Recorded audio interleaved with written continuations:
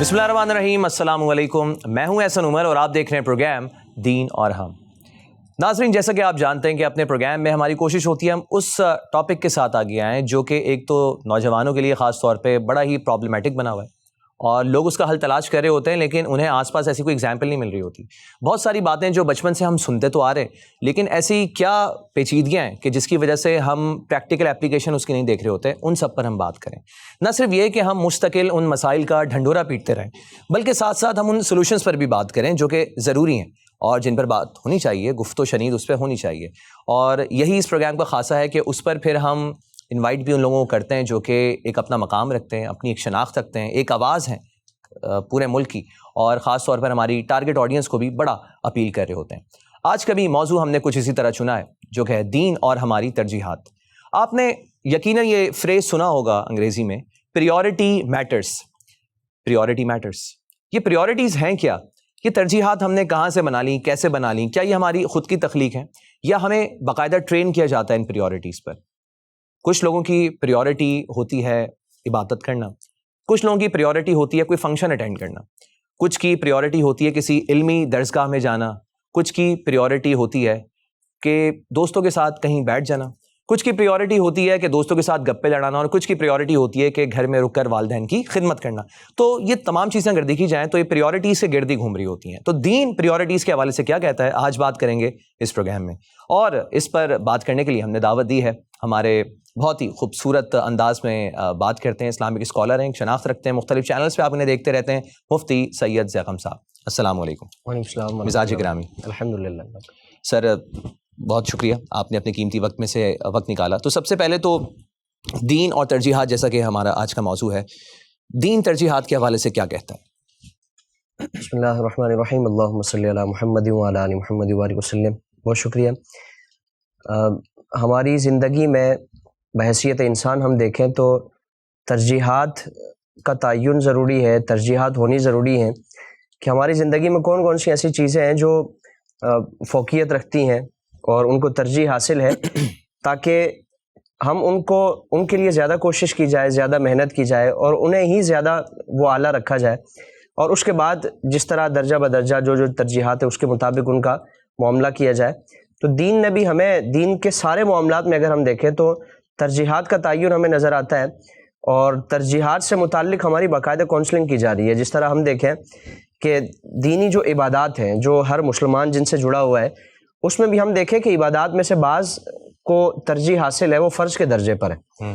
फ़र्ज़ में वो इबादात हैं जो इंतहाई ज़रूरी हैं और इंतहा दर्जे की जो मजबूरी है उसके अलावा उनके लिए कोई गुंजाइश नहीं है कि वो छोड़ी जाए। जिस तरह नमाज है, रोज़ा है, या दीगर इस तरह के फ़राइज़ जो हैं, उसमें हमारे लिए शरीयत में ताकीद फरमाई गई कि तुमने नमाज पढ़नी है, तुमने रोज़ा रखना है, तुमने, अगर तुम्हारी हैसियत है तो लाजिमन तुमने ज़कात अदा करनी है, अगर तुम्हारी हैसियत है तो लाजिमन तुमने हज करना है। तो ये तरजीहन उनको बयान फरमाया गया। तो जिनकी सबसे ज़्यादा जो तरजीह है, फ़ौक़ियत वाली इबादत है, वो फ़र्ज़ के दर्जे में है। इसी तरह फिर उसके बाद जो है वो वाजिब में है, फिर उसके बाद वो सुन्नत मुअक्कदा है, फिर सुन्नत गैर मुअक्कदा है, फिर मुस्तहब्बात में आ जाती हैं। तो तरजीहात में हम देखें कि दीन में उन चीज़ों को तरजीह दी गई है और उन पर ज़्यादा फ़ौक़ियत दी गई है कि जिनको अदा करना और जिनको हमारे लिए अपनानी है ज़रूरी करार दिया गया। फिर इसी तरह जिन चीज़ों से हमने बचना है उन पर भी हम देखें कि तरजीहन हमारी काउंसलिंग की जा रही है, तरबियत फरमाई जा रही है कि बाज़ हराम के दर्जे पर है, बाज़ मकरूह तहरीमी के दर्जे पर है, बाज़ मकरूह तंज़ीही के दर्जे पर है, बाज़ कराहत और गैर औला के दर्जे पर आते हैं। तो उसमें भी हमें तरजीहात का तयन नज़र आता है कि कौन कौन सी ऐसी चीज़ें हैं कि जिन्हें बहर सूरत हमने छोड़ना है, और बाज़ ऐसी चीज़ें हैं कि उनमें गुंजाइश निकल आती है, लेकिन वो तरजीहात का हमें ये सारा एक सिलसिला नज़र आता है। तो दीन हमें हर मामले में तरजीहात किन किन चीज़ों की होनी चाहिए उस हवाले से बाकायदा हमारी तरबियत फरमाता है। तो हमारी ज़िंदगी का मकसद बयान फरमाया गया कि इबादत है। तरजीह हमेशा ये होनी चाहिए कि अल्लाह रब्बुल आलमीन की रज़ा, यानी कोई भी दीनी मामला, दुनियावी मामला, कोई भी चीज़ हो, हमारे निजी मामलात है, हमारे इज्तिमाई मामलात है, हमारे कारोबारी मामलात है, उसमें तरजीह क्या होनी चाहिए कि वो अल्लाह रब्बुल आलमीन की रज़ा हमारे पेश नज़र रहनी चाहिए। अगर हमारे पेश नज़र वो तरजीह हमारी रहेगी तो बाकी सारे मामलात उसकी वजह से, यानी हमारे मामलात में बिगाड़ कहाँ आता है जब हमें पता ही नहीं होता कि हमारी तरजीह क्या है। हम सारी चीज़ों को मिक्स करते चले जाते हैं, जो जिनका दर्जा वो कम है ہم اس کو زیادہ اہمیت دے دیتے ہیں. بعض چیزیں جو اہم درجے کی ہیں, زیادہ درجے کی, ہم ان کو چھوڑ دیتے ہیں, تو پھر وہ ساری چیزیں مکس ہو جاتی ہیں. ہمارے سارے معاملات دینی ہوں یا دنیاوی معاملات ہوں, وہ بالکل ہی ایک انتشار کا شکار ہمیں نظر آتے ہیں. تو ترجیحات کا تعین ضروری ہے, اور جو جس درجے کی چیز ہے اسی کے مطابق اس کے ساتھ معاملہ کیا جائے. مفتی صاحب، یہ درجہ بندی کا اصول کیا ہے؟ یہ جو درجات ہیں یہ ہم خود طے کر رہے ہوتے ہیں یا پھر اس کے لیے بھی کوئی خاص نظام موجود ہے، کچھ اصول موجود ہیں، کچھ قوانین موجود ہیں کہ آپ نے اپنی پریورٹی پہ اس کام کو پہلے رکھنا ہے؟ جیسے عبادتیں فور شور سب سے پہلے ہم رکھتے ہیں، لیکن اس کے بعد پھر کیا ہے، آگے سیریز کیا ہے، درجہ بندی ہم کیسے کریں؟ عبادات میں تو بعض جو فرض ہے، واجب ہے، سنت ہے، پھر مستحب ہے، یہ عبادات میں ترجیحات کو بیان فرما دیا گیا کہ تمہاری ترجیح یہ ہونی چاہیے کہ اگر تم پر کوئی چیز فرض ہے تو لازماً پہلے اس کو ادا کرو. فرض کے ہوتے ہوئے اگر تم نفل ادا کرو گے تو تمہارا نفل وہ قابل قبول نہیں ہے. یعنی یہ بھی ہمارے لیے ایک سبق ہے کہ دین صرف عبادات جو ہے، نماز روزہ ہے، وہ صرف یہ نہیں کہ ہم جا کر سجدہ اور رکوع سجود وغیرہ کر کے آ جائیں، بلکہ اس میں بھی ہمیں ایک ترتیب اور ایک نظم و نسق کو سکھایا جا رہا ہے کہ ہم نے اپنی زندگی کیسے گزارنی ہے. فرض کا فرمایا کہ فرض کے ہوتے ہوئے نفل تم کرو گے تو تمہارا عمل وہ قبول نہیں ہوگا. تو اسی طرح زندگی کے تمام معاملات میں ہمیں یہی اصول پیش نظر رکھنا چاہیے کہ اگر ایک ترجیحاً جس چیز کو ہم نے ادا کرنا ہے، اس کے ہوتے ہوئے اس کو چھوڑ کر ہم نے اس کے بعد والے معاملات کیے ہیں تو اس کی بھی کوئی قدر و منزلت نہیں ہوگی، اس کی کوئی وقت نہیں ہوگی. ہمارے دنیاوی معاملات میں یا آپسی معاملات میں، جسے ہم حقوق العباد کہہ سکتے ہیں، ان میں بھی ہمیں پیش نظر رکھنا چاہیے. اور یہ چیز ہمارے تصور میں ہونی چاہیے کہ اگر کوئی چیز وہ اس میں اللہ رب العالمین کی رضا ہے اور ایک میری اپنی خواہش ہے، تو اس میں یقیناً ہمیں اسی چیز کو اختیار کرنا پڑے گا جو اللہ رب العالمین کی رضا ہے، جو اللہ کی مرضی ہے، اللہ کی چاہت ہے، اور جس کے ذریعے اللہ رب العالمین کی خوشنودی حاصل کی جا سکتی ہے. ترجیحاً اسی چیز کو اختیار کیا جائے گا. اگر اپنی جو خواہش ہے، اپنا نفس ہے، اپنی مرضی، اس کو پیش نظر رکھیں گے تو یقیناً دنیا میں بھی اس کا خسارہ ہے، آخرت میں بھی اس کا خسارہ ہے. اور اگر اس معیار کو سامنے رکھا جائے کہ ہمیشہ پیش نظر وہ اللہ کی رضا ہوگی، اگر کبھی یہ دونوں چیزیں ٹکراتی ہیں، اور بلکہ اکثر ٹکراتی ہیں، یعنی کبھی میرا نفس کہتا ہے کہ یار میں نے، اب سردی کا موسم ہے جیسے، تو صبح فجر میں نہیں اٹھا جاتا، نفس کہتا ہے کہ سو جائیں، تھوڑا آرام کر لیں، نرم گرم بستر ہے، ہم سو جاتے ہیں. لیکن رب کیا کہتا ہے کہ اللہ رب العالمین کی رضا کے لیے نماز پڑھنی ہے. اس سردی کے موسم میں چھوڑنا ہے، بستر کو چھوڑنا ہے، سردی کو برداشت کرنا ہے، تو نفس پر جبر کر کے اگر اللہ کی مانیں گے، اللہ کی رضا حاصل کرنے کی کوشش کریں گے، تو پھر اللہ رب العالمین اس کا بدلہ عطا فرماتا ہے اور اتنا نوازتا ہے کہ ہم تصور نہیں کر سکتے. اچھا، جو ٹکراؤ اور تصادم کی آپ نے بات کی، اس پہ ہم مزید بات بھی کریں گے، لیکن پروگرام میں اس وقت ہوا ہے ایک مختصر سے وقفے کا. آپ کہیں مت جائیے گا، رہیے ہمارے ساتھ. آپ دیکھ رہے ہیں پروگرام دین اور ہم. ملتے ہیں آپ سے ایک مختصر سے وقفے کے بعد.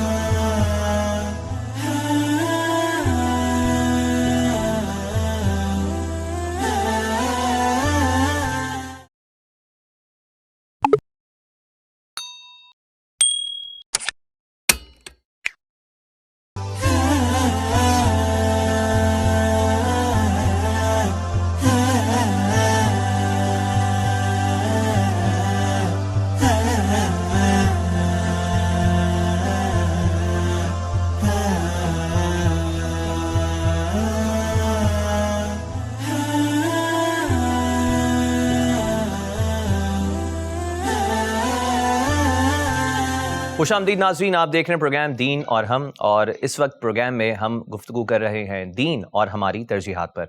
وقفے سے پہلے ہم بات کر رہے تھے کہ کس طرح سے ہمارا جو نفس ہے وہ ہمارے ساتھ ٹکراؤ کرتا ہے، ایک تصادم کی صورتحال اختیار کر لیتا ہے، اور اس کی وجہ سے ہم بہت ساری ایسی ترجیحات میں پھنس جاتے ہیں جس میں شاید ہم نہیں پھنسنا چاہ رہے ہوتے. مفتی صاحب، ایک تو یہ ڈویژن کیسے کی جائے؟ نفس تو آپ کو ملامت بہت ہی، میرا خیال ہے مشکل سے ہی کوئی ایسا انسان ہوگا، کوئی تقوی والا، کہ جہاں پر ملامت ہوتی ہوگی اس کو اس بات پر. لیکن زیادہ تر ہم دیکھتے ہیں کہ ہم اپنی خواہشات کے ہاتھوں غلام بنتے جا رہے ہیں. جو پریورٹیز اس نے سیٹ کر دی، ہم تو اسی پہ چل رہے ہیں، ہم نے اپنی زندگی ترجیحات انہیں بنا لیا ہے. تو اس کو کیسے، اس کو آپ ماڈیفائی کریں گے، چینج کیسے لے کر آئیں اس کے اندر؟ نفس کی بنیادی 3 طرح کی تقسیمات کی گئی ہیں. ایک نفس امارہ ہے جو برائی کی طرف انسان کو مائل کرتا ہے. پھر نفس لوامہ ہے، اس سے بڑا درجہ ہے کہ کچھ لوگ ایسے ہیں کہ جن کا نفس وہ ان کو برائی پہ ملامت کرتا رہتا ہے. کوئی برائی کر گزرتے ہیں تو ان کو ملامت کرتا ہے کہ نہیں یہ کام برا ہوا ہے. اور نفس امارہ میں یہ ہے کہ بالکل ہی انسان کتنے ہی سنگین معاملات کیوں نہ کر لے اس کو احساس ہی نہیں ہوتا. اور اہل اللہ کا جو معاملہ ہے کہ وہ نفس مطمئنہ، کہ وہ بالکل سکون سے ان کا نفس رہتا ہے. انہوں نے اپنے نفس کو بالکل زیر کر لیا، اپنے نفس کو بالکل اپنے تابع کر لیا ہے، وہ نفس کے تابع نہیں ہوتے. تو اس کا طریقہ کار صوفیہ نے یہ فرمایا کہ نفس جو بھی کہتا ہے اس کی مخالفت کرے. جو بھی کہتا ہو، نفس جس برائی کی طرف یا جس خواہش کا، یعنی ایسی خواہش جو دین کا حصہ نہیں ہے، ہر وہ خواہش جو دین کا حصہ نہیں ہے آپ اس کو چھوڑ دیں، تو وہ آہستہ آہستہ نفس کو کمزور کرتے جائیں گے. تو وہ پھر ایک وقت ایسا آئے گا کہ وہ بالکل ہی وہ تائب ہو جائے گا، وہ نفس آپ کا مسلمان ہو جائے گا، اور آپ بالکل کوئی بھی ایسی چیز کی طرف آپ کو نہیں بہکائے گا کہ جو اللہ کو ناراض کرنے والی ہو.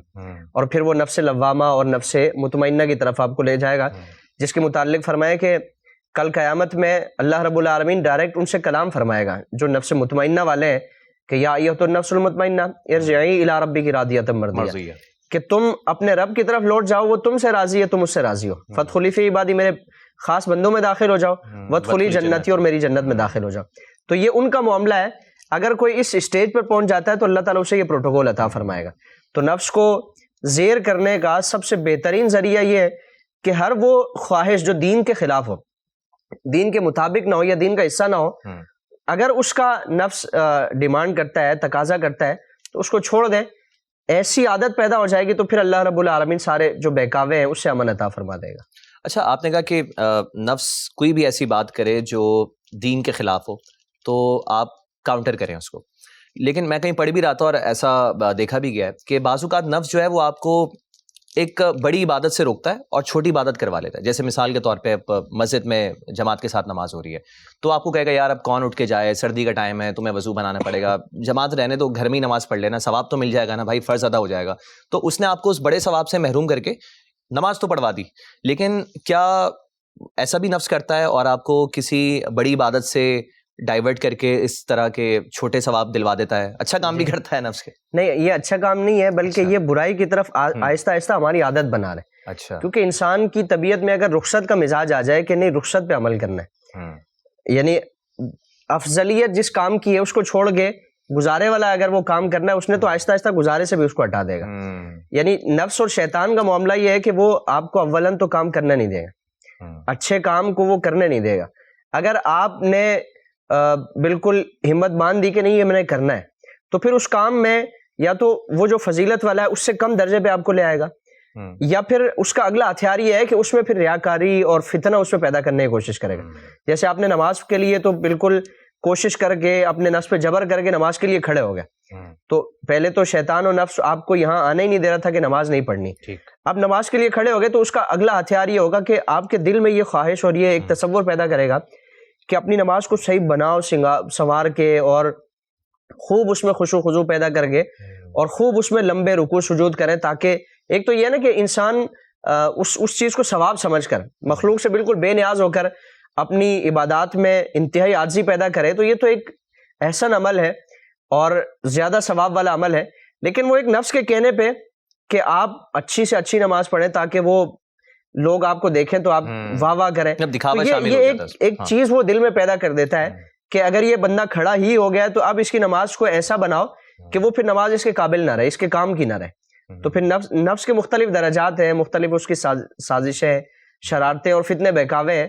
تو یہ ایک اولاً اس کا یہ ہتھیار ہوتا ہے کہ اگر یہ ادھر جانے کی اس نے تیاری کر لی ہے تو جو اعلیٰ مرتبے والی عبادت ہے اس کی طرف نہ جائے بلکہ گزارا کرا لے اس سے، تاکہ اگر انسان وہ اس پہ آ جائے گا، یعنی گھر پہ نماز پڑھنے کی عادت بنا لے گا، تو آہستہ آہستہ پھر اس سے کم میں آئے گا کہ چلے 5 پڑھ رہے ہیں، ایک چھوٹ بھی گئی تو کیا ہو، ایک قضا پہ لے کے آئے گا، قضا سے پھر آہستہ آہستہ قضا کا معاملہ بھی ختم ہو جائے گا کہ چلے 4 تو پڑھ رہے ہیں، ایک رہ جاتی ہے تو کیا ہوا. تو وہ اکثر وہ پھر جب پوچھا جاتا ہے تو کہتے ہیں کہ ہاں کبھی فجر چھوٹ جاتی ہے. تو آہستہ آہستہ پھر مزاج یہ بنا دے گا کہ 1 سے 2، 2 سے 3، پھر وہ 5 کی چھٹی ہو جائے گی اور یہ معاملہ علیاذ باللہ. تو نفس کا اور شیطان کا جو پہلا ہتھیار ہوتا ہے کہ وہ ان چیزوں سے کم درجے والی عبادات کی طرف لاتے ہیں، پھر عادت بنتے بنتے اللہ نہ کرے کہ وہ عبادات سے بالکل ہی انسان کو دور کر دیتا ہے. بالکل ٹھیک. ترجیحات پر ہم واپس آتے ہیں. جیسا کہ دین اور دنیا اور ہم چونکہ اپنے پروگرام میں فوکس بھی انہی دو چیزوں پر رکھتے ہیں, دینی تعلیم اور دنیاوی تعلیم. اگر آپ نے دیکھا ہے کہ کچھ پیرنٹس ایسے ہوتے ہیں کہ ان میں نا بچوں کی صلاحیت پر بھی وہ جج کر رہے ہوتے ہیں. جیسے ایک بچہ بڑا انٹیلیجنٹ ہے, اس کو وہ کہتے ہیں یار اس بچے کو جو ہے ہم کیمبرج اسکول میں ڈالیں گے, ہم او لیولس کروائیں گے, اے لیولس کی طرف کرائیں گے, پھر اس کی اعلیٰ تعلیم کے لیے اس کو باہر بھیج دیں گے, وہاں ہی پڑھ کر آئے گا واپس. اور ایک بچہ جو پڑھنے میں اتنا اچھا نہیں ہوتا, اس کے لیے وہ یہ سیٹ کرتے ہیں یار اس کو مدرسے میں داخل کر دیتے ہیں, یہ اسکول میرا نہیں خیال یہ اسکول پڑھ پائے گا, یہ تو میٹرک سسٹم میں بھی شاید نہ پڑھ پائے, اچھے گریڈس کبھی نہ لا پائے, چلو اس کو مدرسے میں داخلہ کروا دیتے ہیں, اس کو ناظرہ کروا دیں گے, اس کو حفظ کروا دیں گے. تو یہاں پر بھی ہم نے ترجیحات رکھی ہوئی اپنے بچوں کے ساتھ بھی. کیا یہ ترجیحات رکھنا اور پھر اسی طرح دینی تعلیم کا حصول, دنیاوی تعلیم کا حصول, دونوں میں ہم دوبارہ پریورٹیز لے کر آ جاتے ہیں؟ اکثر یہ سمجھتے ہیں کہ نہیں یار دنیاوی تعلیم زیادہ ضروری ہے, پہلے بچے کو اسکول بھیجیں, ٹھیک ہے دوپہر میں کچھ ٹائم اس کو مدرسے کے لیے بھی بھیج دیں گے. کیا یہ عمل ٹھیک ہے؟ اچھا, اس میں بنیادی طور پہ تو یہ چیز پہلے اس کو تصور کر لیا جائے اور یہ جانا جائے کہ دین نے ہمیں چند چیزوں کا علم وہ حاصل کرنا ہم پر لازم فرمایا. جس طرح حدیث ہے نا کہ علم حاصل کرنا ہر مسلمان مرد عورت پر فرض ہے, تو وہ فرض علوم ان کی تعداد مختصر ہے. یعنی نماز فرض ہے تو اس میں کیا کیا چیزیں ہم پر لازم ہے اور کیا کیا چیزیں اس کو خراب کر سکتی ہیں. اسی طرح دیگر فرائض و واجبات سے متعلق یہ چھوٹا سا مختصر سا ایک وہ ہے نصاب ہے جس کو سیکھنا ہم پر لازم ہے. دین نے ہمیں یہ پابند نہیں فرمایا کہ اپنے بچے کو, فضیلت بہت بڑی ہے کہ اپنے بچے کو محافظ قرآن بنائے, عالم دین بنائے, بہت بڑی فضیلت ہے, دنیا اور آخرت میں عزت و افتخار کا باعث ہے. لیکن دین نے ہمیں فورس نہیں کیا, جبر نہیں کیا. ہم اپنے بچے کو انجینئر بنائیں, ڈاکٹر بنائیں, کسی بھی فیلڈ میں ہم اتاریں, دین ہمیں اس چیز کی اجازت دیتا ہے. لیکن ترجیح ہماری یہ ہونی چاہیے کہ ہمارا بچہ دیندار ضرور بنے. ڈاکٹر بن کے وہ پھر اس کے پیش نظر صرف مریضوں سے پیسہ کمانا نہیں ہوگا, بلکہ مخلوق کی خدمت بھی پیش نظر رہے گی. نیت اچھی شامل ہوگی اس کی دینداری کی وجہ سے. وہ کسی کے ساتھ ظلم و زیادتی والا معاملہ نہیں کرے گا, ناانصافی والا معاملہ نہیں کرے گا, کسی کو تکلیف پہنچانے والا معاملہ نہیں کرے گا. دیگر اس طرح کے شعبہ جات ہیں, اس میں بھی اگر دینداری ہمارے بچے کی تعلیم و تربیت میں ہے تو وہ دینداری کو پیش نظر رکھے گا, مال بھی حاصل کرے گا, روزگار بھی کمائے گا, لیکن وہ دین اس کے پیش نظر رہے گا. اب دوسری چیز یہ کہ ہم اپنے بچوں کے لیے ترجیحات کا جب تعین کرتے ہیں تو اب سب سے جو کمزور ترین جو بچہ ہوتا ہے, جس کی ذہنی صلاحیت کچھ نہیں ہوتی, تو ہم فیصلہ یہ کرتے ہیں کہ بچے کو مدرسے میں ڈال دیں. ہم باقی سارے جتنے بھی نصاب ہیں سب کا جائزہ لیں. تو میں چونکہ دینی اور دنیاوی دونوں تعلیمات سے الحمدللہ میں ایک تعلق ہے, ہمارا جو دینی نصاب ہے وہ انتہا درجے کا مشکل, اس میں کیونکہ محنت ہے اور دین کو سیکھنا اور قرآن و حدیث کا جو علم ہے, قرآن و حدیث کی جو باریکیاں ہیں اس کو سمجھنا یہ کوئی آسان معاملہ نہیں ہے. منطق ہے, فلسفہ ہے, حکمت ہے, بلاغت ہے یا دیگر علوم و فنون ہے, وہ دنیاوی علوم سے کئی درجہ مشکل ہے. تو اس لیے ہمارا بچہ اگر وہاں جائے گا تو وہ پھر دین کے ساتھ جو حشر نشر کرے گا, اور پھر ہم دیکھیں کہ ہم نے دین کو کیا دیا ہے, سب سے ناکارہ بچہ. دین کے لیے تو ہمیں اپنی جان بھی اگر پیش کرنی پڑتی تو ہم اللہ کی بارگاہ میں عرض کرتے کہ الہی یہ ایک جان ہے, اگر ہزاروں بھی ہوتے, ہزاروں جانیں ہوتی تو تیری بارگاہ میں تیرے دین کے لیے ہم پیش کر دیتے. تو اگر ہم سب سے ناکارہ بچہ پیش کریں گے تو پھر وہ اللہ تعالیٰ ہمارے ساتھ اسی کے مطابق معاملہ فرمائے گا, اور وہ بچہ ہمارا دین کے لیے کتنا فائدہ مند ثابت ہوگا. 4 پیسے تو ہمارے لیے کما لے گا, 4 پیسے دین کے نام پہ اس کو مل تو جائیں گے, لیکن وہ چونکہ نیت وہ اس میں کھوٹ ہے, نیت وہ ستھری نہیں ہے, نیت اچھی نہیں ہے, تو پھر نہ ہمارا دنیا میں اس کی وجہ سے کوئی فائدہ ہونے والا ہے اور نہ آخرت میں بہت زیادہ اس کی وجہ سے کوئی عزت. مفتی صاحب وہ بچہ بھی تو دیکھ رہا ہے نا, یہ چیز آبزرو کر رہا ہے کہ بھائی میرا بھائی جو تھا وہ پڑھنے میں بہت اچھا تھا, تو اس کو تو آپ نے بڑے اچھے اسکول میں داخلہ کروایا, پھر آپ ہائر ایجوکیشن دلوا رہے, لیکن میں کیونکہ اچھے گریڈس نہیں لا سکا اس لیے آپ نے مجھے مدرسے میں ڈال دیا. وہ بھی تو ایک ڈویژن دیکھ رہا ہے نا, اس کے بھی شاید دل میں یہ بات پیدا نہ ہو سکے کہ وہ ایک بڑے اچھی جگہ پر موجود ہے اور آگے جا کے اس کے لیے راستے آسان ہونے. تو شروع سے اس کی بھی گھر میں یہ ایک کہہ لیں برین واش اس کو کر دیا گیا ہے, اور جس کی وجہ سے وہ اس کے اندر بھی وہ شوق شاید پیدا نہیں ہو پاتا. ظاہر ہم گھر میں اگر بچوں کے حوالے سے جب ہم گفتگو کرتے ہیں تو بچے اس ساری چیز کو وہ محسوس کرتے ہیں. یعنی وہ یہ سمجھتے ہیں, وہ یہ دیکھتے ہیں کہ میرے لیے فیصلہ یہ ہوا ہے کہ میں مدرسے میں جاؤں گا. کیوں جاؤں گا؟ کیونکہ میری ذہنی صلاحیت ایسی ہے اور یہ مجھ پہ پیسے خرچ نہیں کرنا چاہتے, اور میرا وہ پھر احساس کمتری کا احساس, یعنی ہمارا اگر یہ رویہ مدرسے میں داخل کرانے کا مقصد ہی ہے تو پھر وہ بچے میں احساس کمتری پیدا کرے گا. وہ بچہ پوری زندگی احساس کمتری کا شکار رہے گا. والدین کے حوالے سے اس کے دل میں ایک نفرت و بیزاری یا ایک یعنی کیفیت ایسی ہوگی کہ اس میں ادب اور احترام والا معاملہ نہیں رہے گا. تو اس لیے دین اپنے بچوں کو لازمی نہیں ہے کہ آپ اس کو مدرسے میں داخل کرائیں, دیندار ضرور بنائیں, قرآن کریم کی تعلیم ضرور دلوائیں, دین کے جو فرض علوم ہیں جن چیزوں کا سیکھنا فرض اس کو سکھا دیں, باقی اس سے زیادہ آپ کو فرض واجب نہیں ہے, لازم نہیں ہے, لیکن دینداری اپنے بچوں کی تعلیم و تربیت میں ضرور شامل کریں. اس کے بعد آپ اپنے بچے کو کسی بھی نصاب کی کوئی بھی تعلیم دلوائیں, اس کی شرعاً کوئی ممانعت نہیں ہے. بالکل ٹھیک ہے. اپنا فیڈ بیک ہم تک ضرور پہنچائیے. آپ کی اسکرین پہ ہمارے سوشل میڈیا ہینڈلز اس وقت آپ کو نظر آ رہے ہوں گے. آپ کے فیڈ بیک کا ہم انتظار کریں گے. مجھے احسن عمر کو اگلے پروگرام تک کے لیے دین اور ہم سے دیجیے اجازت. اپنا خیال رکھیے گا. السلام علیکم.